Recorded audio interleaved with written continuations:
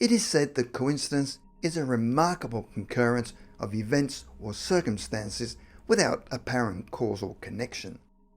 Synchronicity, a term coined by psychologist Carl Jung, refers to the meaningful, miraculous, or tragic coincidences that occur in your life where you may have an experience that seems far more than a mere fortuitous or unfortunate encounter. The following are 7 amazing coincidence stories. Drunken driver. In 1997, Alea Anderson from Chicago was taking part in a school anti-drink driving demonstration where a task was to walk around for 2 days with a placard that said, "I am dead, was killed by a drunken driver." Barely an hour after Alea had removed the placard, a drunken driver by the name of Ivan Mori fatally struck her in his car while she was walking home from school. When the police arrived at the tragic scene, they found that Mori was so intoxicated that he could not even stand. Her school principal told a press conference that while Alea had worn the placard demonstrating against drink driving, she also refused to speak to any of her classmates whilst wearing the placard in order to dramatise to them what it would be like for them if she had really died. Although her terrible accident was a tragic coincidence, the school cancelled any further demonstrations. Jigsaw puzzle. Stuart Spencer from Norfolk, UK, was completing a German 1,000-piece jigsaw puzzle that his daughter had given him for Christmas. Stuart's wife had passed 3 years previously in 1997, and the last few years had been spent in a wheelchair.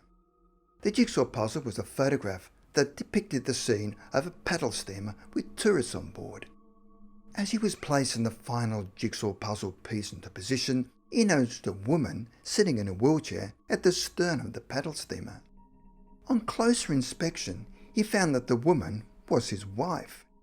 At the time, the couple were on holiday and were totally unaware that someone had taken a photograph of the paddle steamer, and it was pure coincidence that not only had his daughter given him that particular jigsaw puzzle, but one that contained an image of his late wife.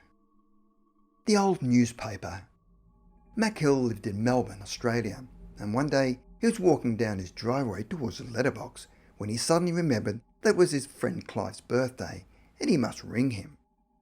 As he was standing in his driveway, he noticed that some old yellowing newspapers had blown onto his front lawn, and he picked them up.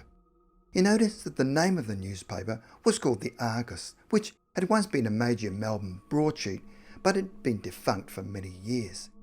He started to read the old newspaper as he was phoning Clive, and was shocked to find that the date on the newspaper, 13th of June 1956, was the exact day, month and year of his friend's birth. Burning vehicles.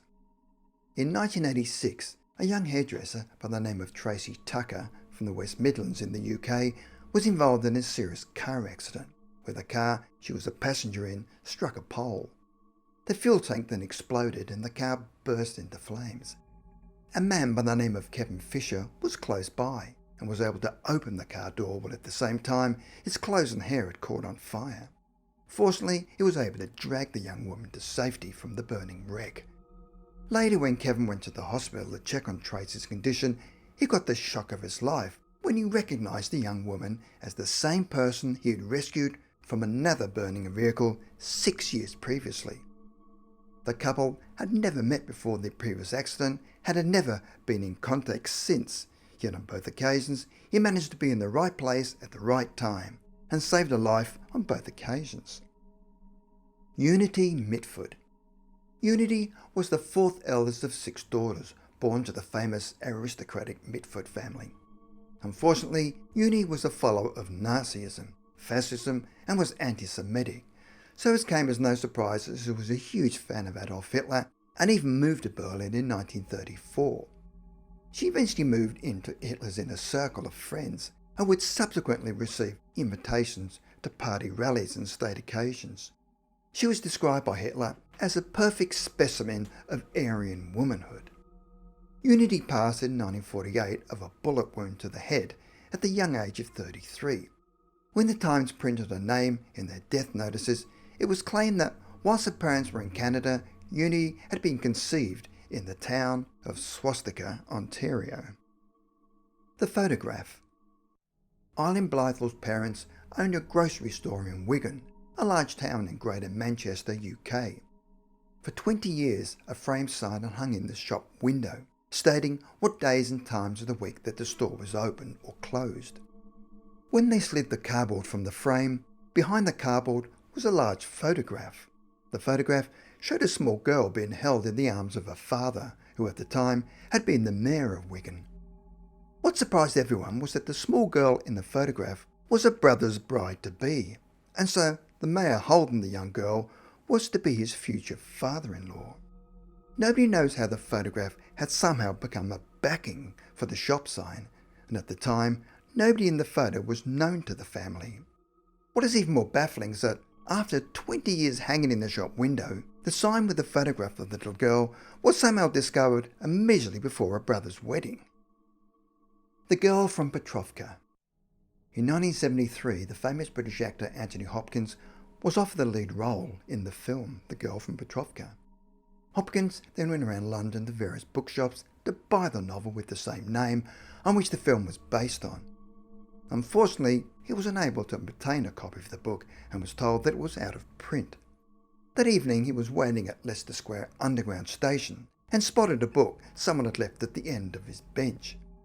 To Hopkins' utter amazement, it was a copy of The Girl from Petrovka, and in the margins of the book were pencil notes that someone had written in. That turned out to be just the beginning of Hopkins' strange coincidences.